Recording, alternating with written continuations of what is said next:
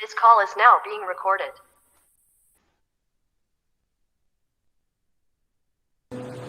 Hallelujah.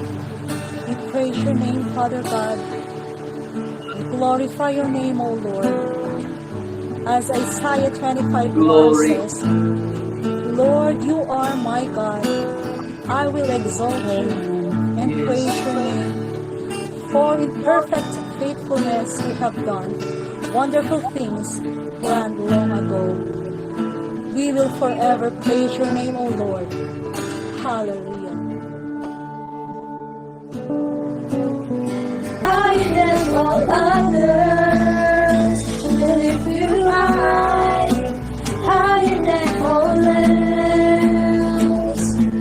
For great are you, Lord, and worthy of all the glory and honor and praise. We lift you high, higher than all others. We lift you high, higher than all else. For great are you, Lord, and worthy of all the glory and honor and praise.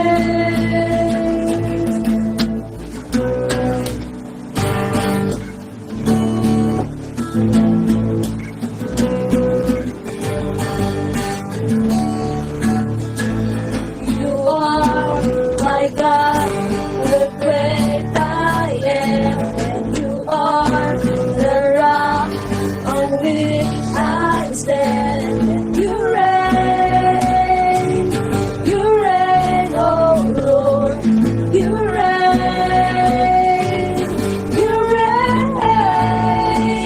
You are my God, the great I am, and you are the rock on which I stand. And you reign, oh Lord, you reign, you reign. You high, higher than all others. We lift you high, higher than all else. For great are you, Lord, and worthy of all the glory and honor and praise. We lift you high, higher than all others.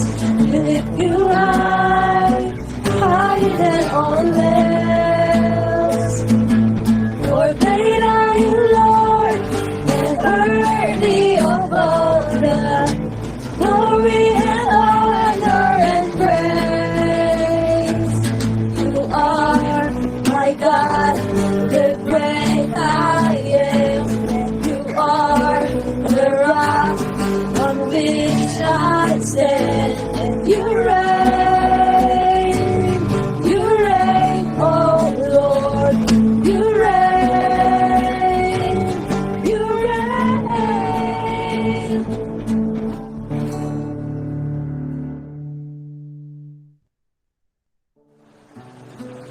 Hallelujah.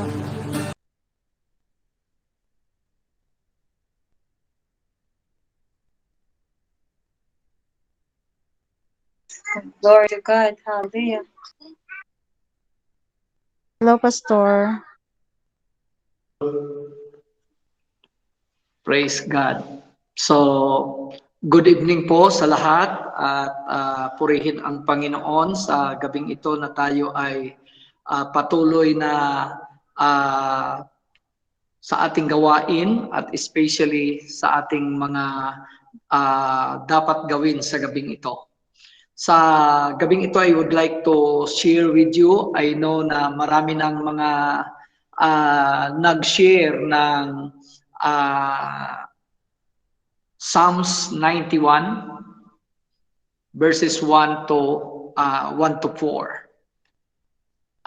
Ito po yung piniprepare natin para sa gabing ito at sana po ay ang salita ng Diyos, the Word of God, will become our strong foundation, especially in these last days.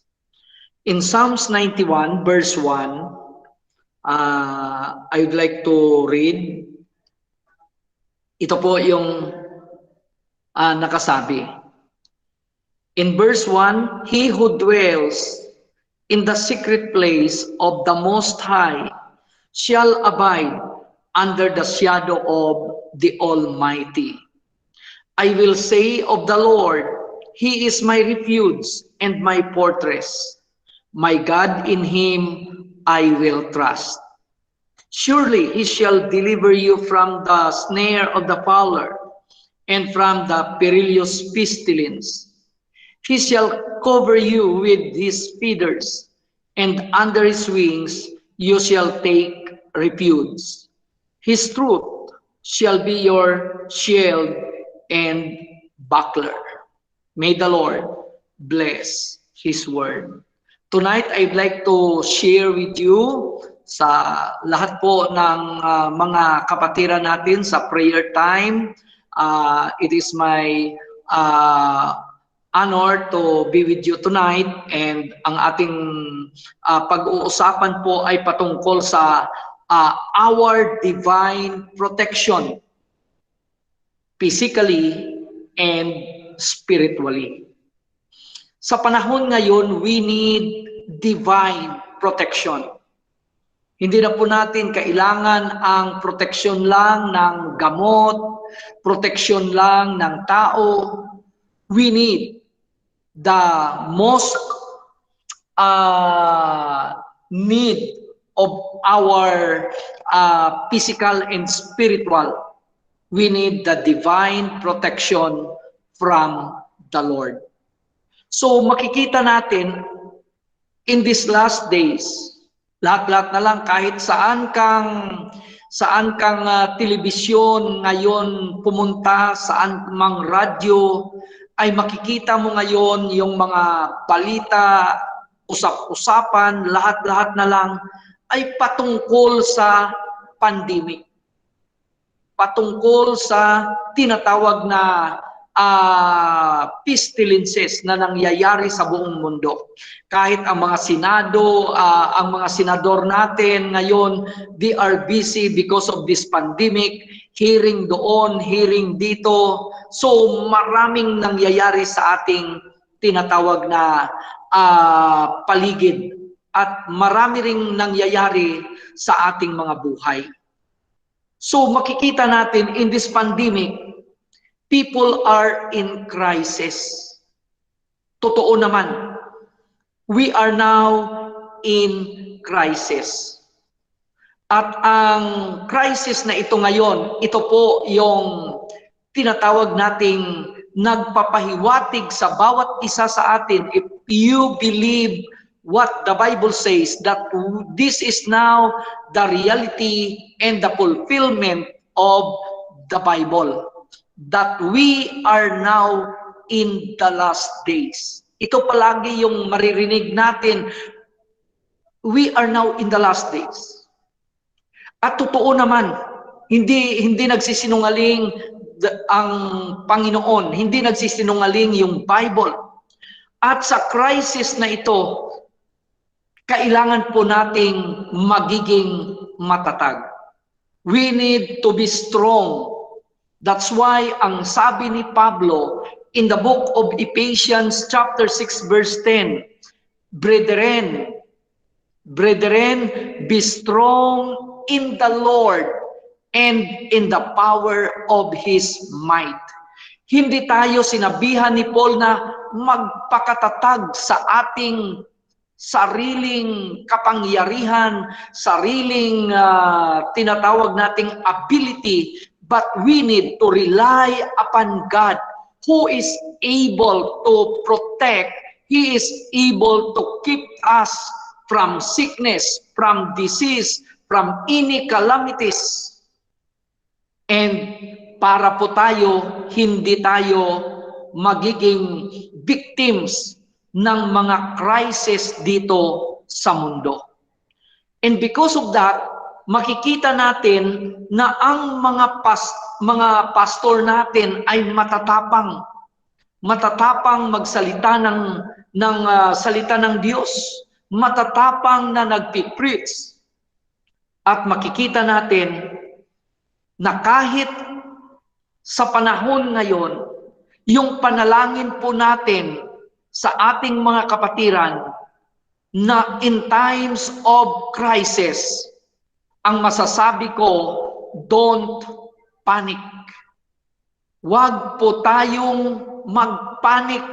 Anumang hirap ang dinaranas natin ngayon, anumang problema meron tayo ngayon, don't panic. Dahil ang tao ngayon, yung mga tao ngayong walang Diyos, walang Kristo sa kanilang mga buhay, iyan po ngayon ang laman ng kanilang puso. Iyan ngayon ang laman ng kanilang pag-iisip. They are confused, they panic what is happening. Right. But kita rin natin na ang tao ngayon ay maraming kinatatakutan. Maraming kinatatakutan. At ang takot na yan kung minsan ay nagiging tool of the devil. Nagiging isang tinatawag na instruments ng diablo na para mawala na tayo sa ating sarili, mawala na tayo sa ating dapat gawin. So, kailangan natin magiging matatag.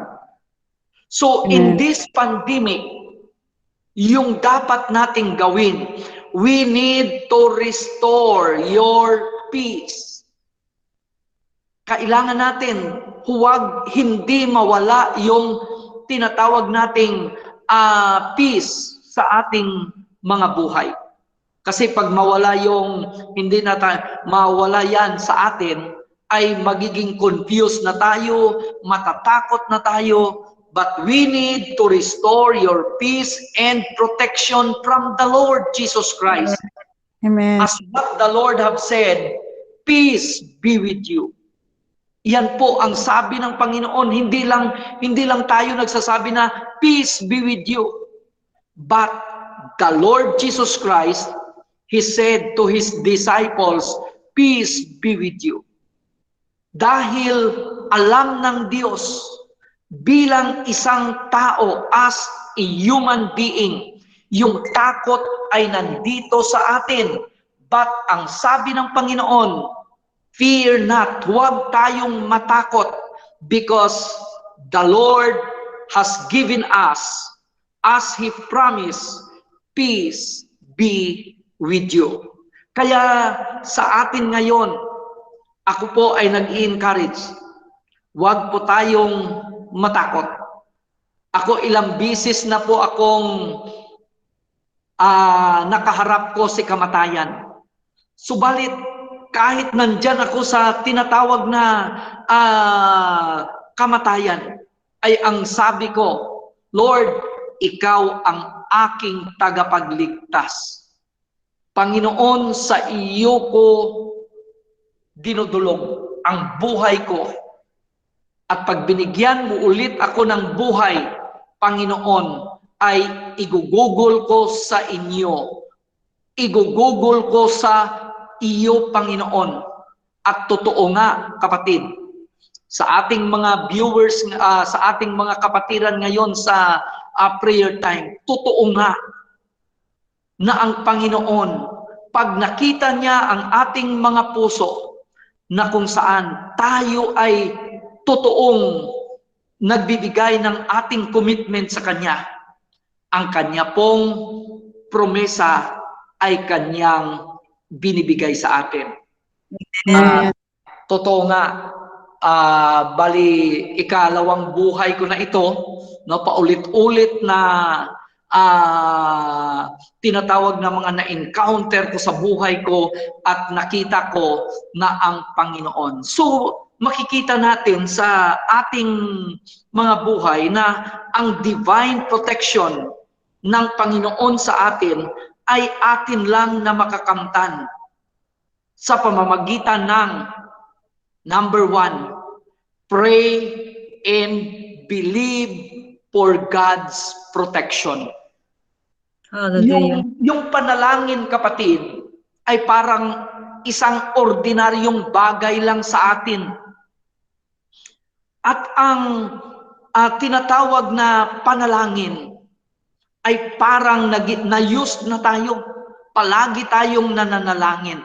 Yung isang mahalaga po dito is yung tinatawag nating how we believe in God.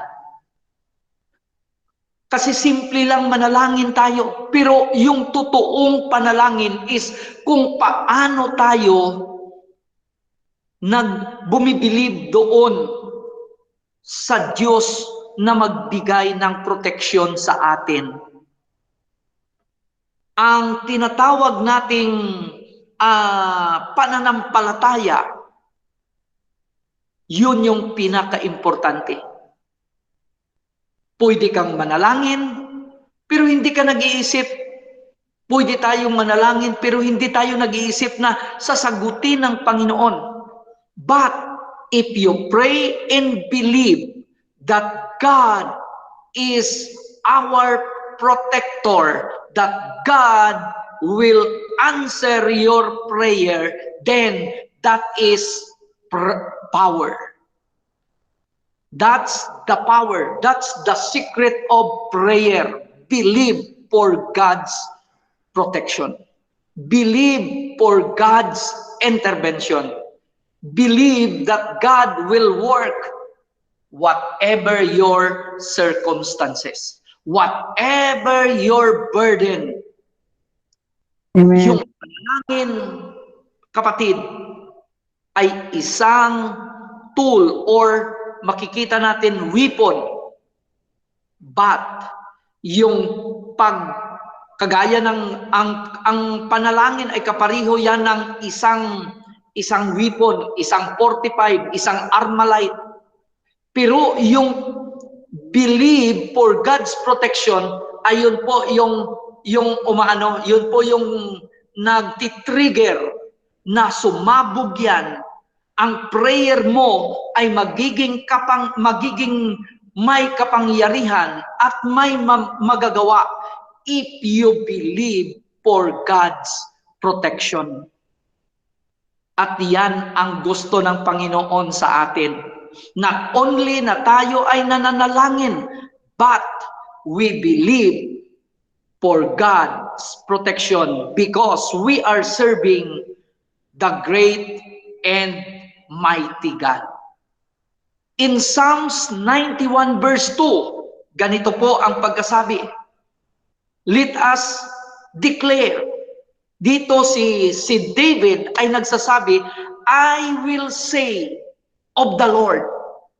Sinasabi ko sa Diyos, ibig sabihin is, ito kapatid, ang sabi ko na, ako ay nananampalataya sa Diyos. Sinasabi ko sa Diyos, He is my refuge. I believe that God is my refuge and my fortress. My God, in Him I will trust. At sa trust ko sa Panginoon at sa pananalig ko sa Diyos, God will give us the victory because there is power when you speak the Word of God, when you declare the Word of God, and if we claim the Word of God, there is power and it is our victory. Iyan ang ating tinatawag na katagumpayan. So makikita natin, second is prayer and obedience to God. Obey God for your protection. Yun yung pinaka-importante sa atin. Na tayo ay nananalangin. Tayo ay nagpipray. At hindi lang tayo nagpipray, tayo ay sumusunod sa ating Diyos dahil ang pagsunod sa ating Panginoon to makikita natin, iyan ay magiging proteksyon natin sa ating mga buhay. That's why ang sabi nga ni Paul, it's better to obey God rather than men. Amen. Kailangan natin, makikita rin natin ang salita ng Diyos, to obey is better than to sacrifice. So pag may obedience, may gagawin ang Lord sa buhay natin. Kasi ang sabi nga sa verse 3 ng binasa nating Psalms, ang sabi dito, it is our assurance. Ang verse 3 is our assurance. Kasi ang sabi dito, surely, si King David, kanyang dinescribe, pinatutuhanan nito, na sabi niya, surely, He shall deliver you from the snare of the fowler. Amen. Yan ang makikita natin. Kaya, makikita natin na pagsalita na ng Diyos, pag ito ay Word of God, wala na po tayong iba pang gawin. Only believe. Kailangan po natin na tayo ay mananampalataya. Kailangan nating magiging totoo ang ating pananalig sa ating Panginoon. Iyan yung basis ng Panginoon kung paano niya tayo protektahan. Doon ang Panginoon tumitingin sa kanyang salita na ating tinatawag na nagiging foundation ng ating buhay. So, ang sabi dito, surely God will deliver you from the snare of the fowler and from the perilous pestilence. Kaya siyang, wag kang matakot, fear not. Wag ka ring mawalan ng lakas sa Panginoon. Amen. Wag kang matakot even though you are walking in tinatawag natin na nandyan ka sa tinatawag na parang nandyan tayo ngayon, lumalakad sa shadow of death.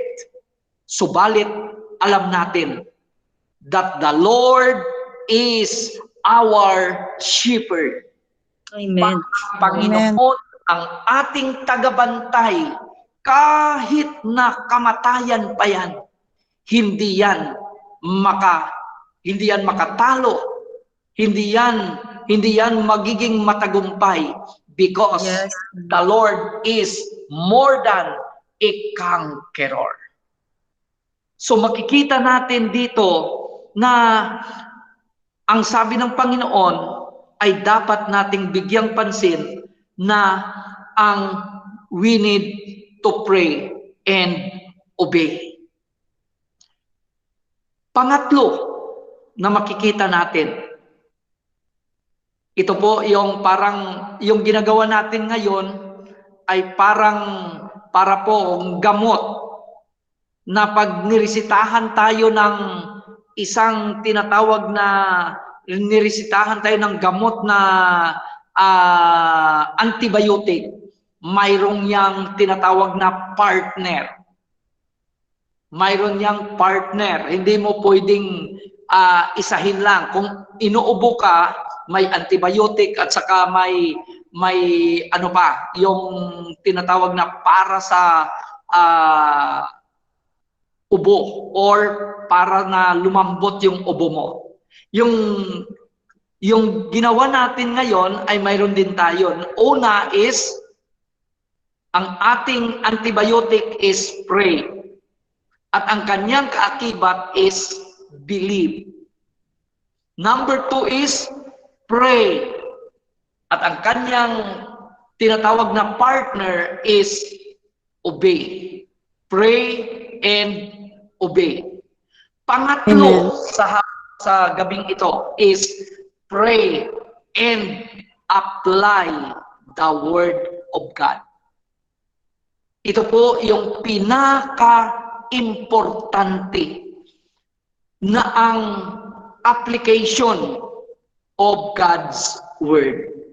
Kaya ang sabi dito, makikita natin, pray and apply the Word of God. Kasi ang Word of God is, iyan po yung tinatawag natin na power. Kahit tayo ay nagdi-declare, ngunit ang ating declaration ay hindi naman angkop doon sa salita ng Diyos, hindi rin makapangyarihan.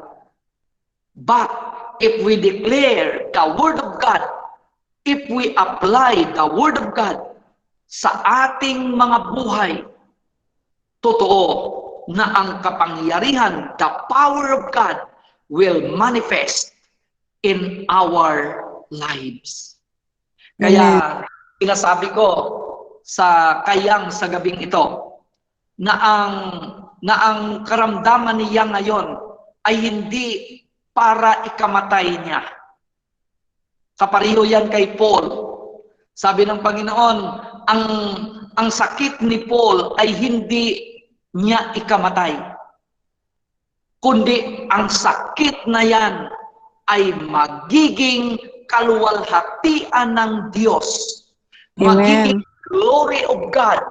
And that is the time na ang power of God ay nagmamanifest sa ating mga buhay. Dahil ang sabi ng Panginoon in verse 4 ng Psalms 91, ganito po ang sinasabi. Ang sabi dito sa verse 4, He shall cover you with His feathers. Purihin ang Panginoon, to God be the glory.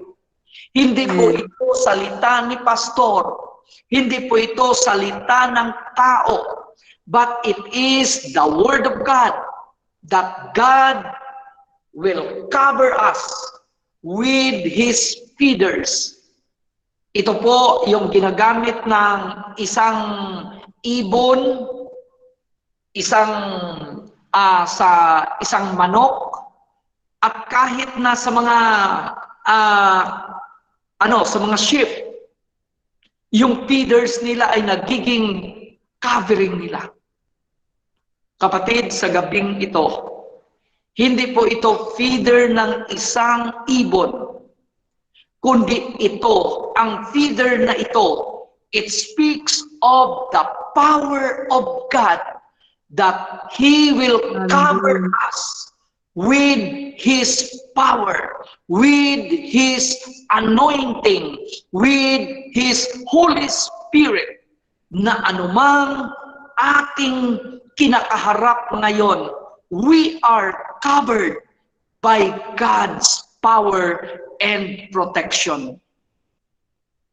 At ang sabi ng Panginoon, greater is He, na ang ating Panginoon, makapangyarihan siya na nandito sa puso natin. Greater is He that is in me than he, the devil, that is in the world.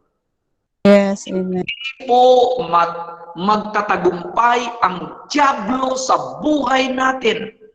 Hindi po magtatagumpay ang sakit sa buhay natin pag Amen. Panginoon ang siyang nandyan sa puso natin. Because pag si Kristo ang nandyan sa buhay natin, lahat ng trabaho ng diablo will be demolished by the power of God. Amen. Yan, kapatid, makikita natin. That's why, sa panahon ngayon, wala na tayong iba pang sandata na mai-apply sa ating pakikipagbaka ngayon. But ang sandata, the sword of the Spirit, which is the Word of God, that we need to apply and we need to declare the power of the Word of God. Hallelujah. Hallelujah. Power in the Word of God. Iyan ang atin ngayong masasandalan. The power of God's Word. Declaring the power of God and the blood of Jesus Christ, Yes. a powerful weapon to destroy the works of the devil. Hindi natin kaya ang dyablo pag sa sarili lang natin na pamamaraan. Hindi natin kaya ang dyablo na talunin sa sarili nating pamamaraan.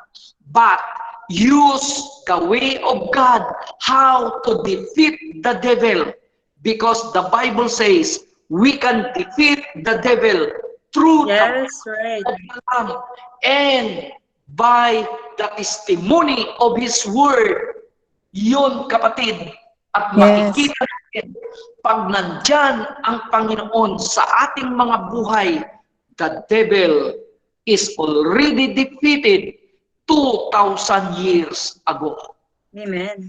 Dahil iyan ang promise ng Panginoon. He shall cover you with His feathers. Kaya sa gabing ito, alam ko nakikinig si Yang. Yang, you are covered by God's power, by God's feather.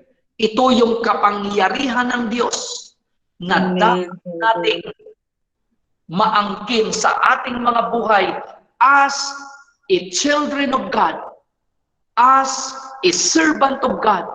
Alam ko, ginagamit ka ng Panginoon. Alam ko na marami kang ginagawa yang sa Panginoon. Marami tayo, we are busy to fulfill the Great Commission sa lahat ng mga kapatiran natin dito sa prayer time. We are busy para gampanan ang ating mga trabaho bilang mga anak ng Diyos.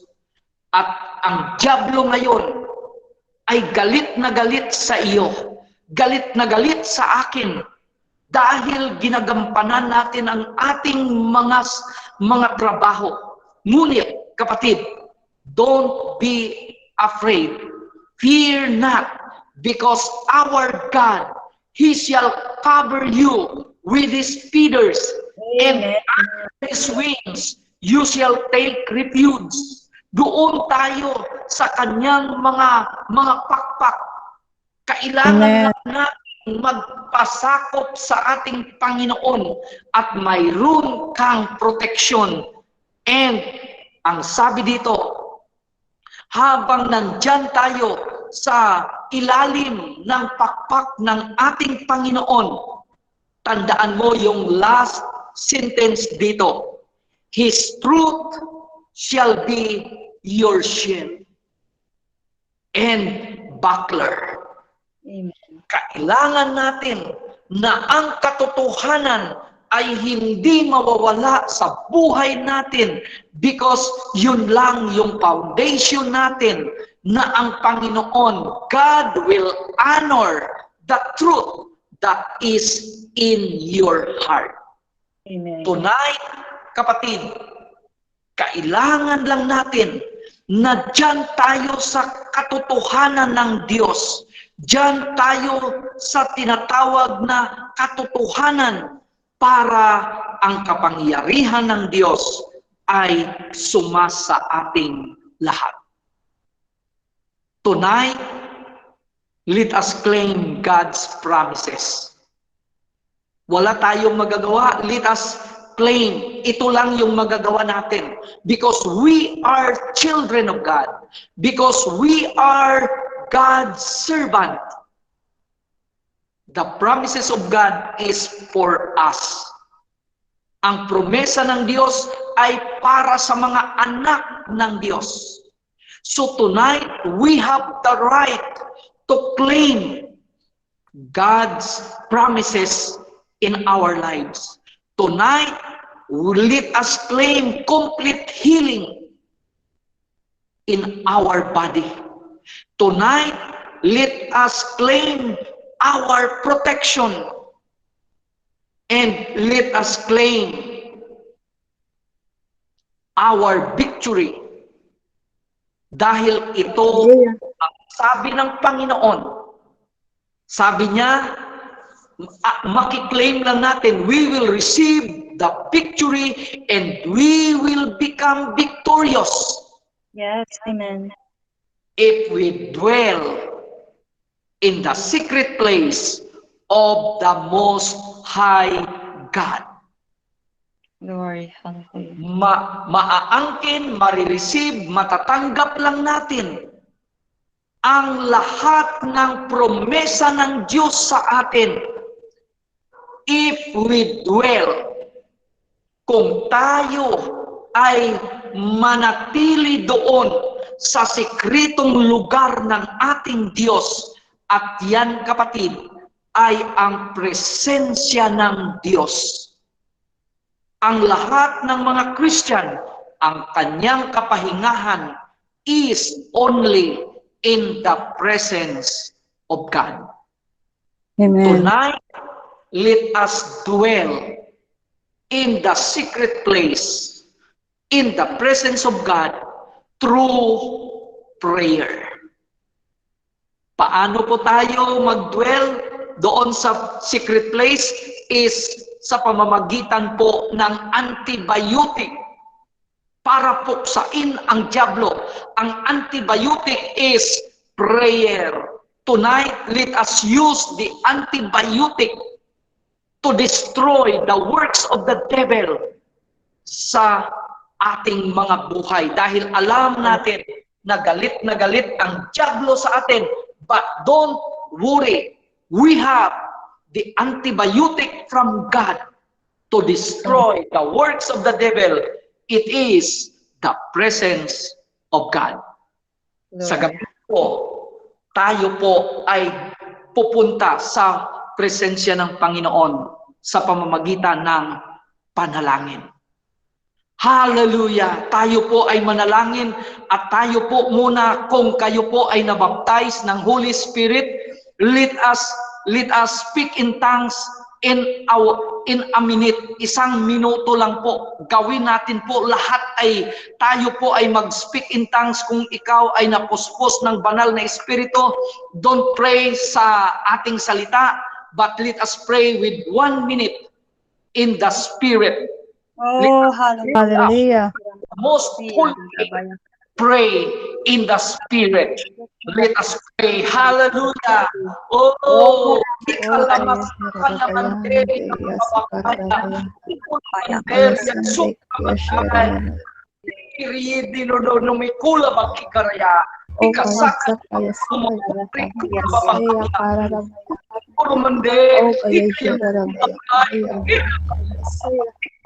Surya bababakaya, halya mande, oh, ikaya babahaya, ikaya babula, pura babakaya, suko,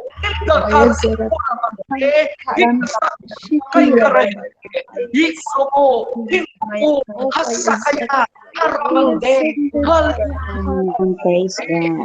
Hallelujah.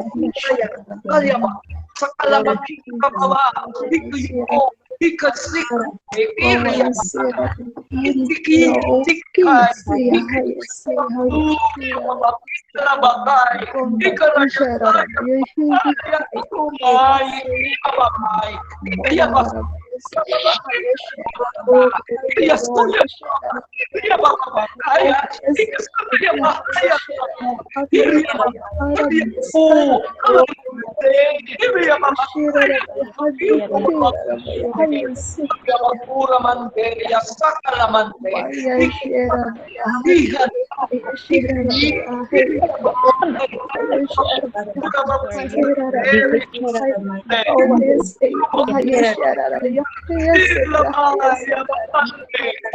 Sharabaya. Haya Sinde. Haya. Kaya magsilya mabakande. Oh, Kaya Zela. Haya Saya. magpapay. Ika naman siya. Ika Haya Sharabaya. Oh, glory. Hallelujah. Jesus. Ika kaya mabakay. Kaya masukap mabakande. Circumstances. Pagkamasa. Ikulubak ka na. Ay, ika ya Be still assured in your overwords. The form of instruction. para masika rababakande. Shirabaya. Oh, O Kante Harabaya. Haya. Haya Sharabaya. oh, rababakande. Jesus. O God. Holy, Holy Spirit, we Glory. Harabaya. Haya. Holy Spirit, thank you na kami ay iyong nalakas sa Espiritu. Oh, thank you, Father Glorious God. Jesus. What Hallelujah. thank you for the fulfillment of your Amen. word, Hallelujah. power of your word. Thank you, Lord, that your word tonight is Hallelujah. at amin po, Panginoon, tinataas sa inyo si Yang. In the name of Jesus. Yes, Yang, hallelujah. receive your healing. In the name Amen. of Jesus. Amen. Yes, oh God. Hallelujah. I declare and I claim Yes, right now. hallelujah. your Hallelujah. healing. Hallelujah. Glory. Satan, Amen. Hallelujah. Yes, oh God. 2,000 years ago, Hallelujah. he will never touch you. Oh, And glory. he will never Hallelujah. intervene in your life. In Jesus' name, I speak right now, healing in the name of Jesus. Amen. Yes, oh And I God. speak right now, Lord, na patuloy mo, Panginoon, na palakasin ang immune system ni Yang in Yes, Jesus' oh God. Yes, Lord, hallelujah. Hallelujah. prayer time namin So good. sa mga tira namin na hindi, Panginoon, naka-online ngayon. At sa lahat ng mga naka-online, Lord, as thy servant, O God, I declare right now your divine protection sa lahat, Panginoon, ng mga member ng prayer time. Yes, At ang God. aming Yes, mga God. pamilya, ang Hallelujah. aming mga anak, I speak, Lord God, the divine covering of your blood, Lord Jesus, because there is power in the blood of Jesus, and Satan is already defeated 2,000 years ago. And right now, Lord, I pronounce, Yes, Lord God, hallelujah. good health Hallelujah. Yes, oh mga God. He is already kapatira namin defeated, sa oh God. prayer time. At sa Amen. lahat, Panginoon, na may karamdaman sa gabi ito, I pronounce, Lord, complete healing upon their lives. Kay Abigail, sa lahat, Panginoon, na may karamdaman, anumang klaseng karamdaman, right now, Lord, I stand in your word, and I believe in your word, that your word, you sent your word, and healed our diseases. Thank you. Yes, hallelujah. Kaya sa gabing ito, Panginoon, we declare and we claim the victory. At sa lahat, Panginoon, ng mga provision mo, I declare your blessing, your favor, Yes, hallelujah. your wisdom, and help us, Lord, to be hunger and thirst for your presence, Lord, Yes, and oh help God. Yes, hallelujah. in your presence every day. Maraming salamat, Ama, na ikaw ang Diyos na nakikinig at sumasagot ng aming mga panalangin. We give you all the glory, Yes, honor, hallelujah. adoration, and thanksgiving sa iyong banal na pangalan, sa pangalan ng aming Panginoong Jesus. Amen. And Amen. Hallelujah. Praise God. Amen. Po ang ating Hallelujah. Amen. Hallelujah. Glory. ating tira na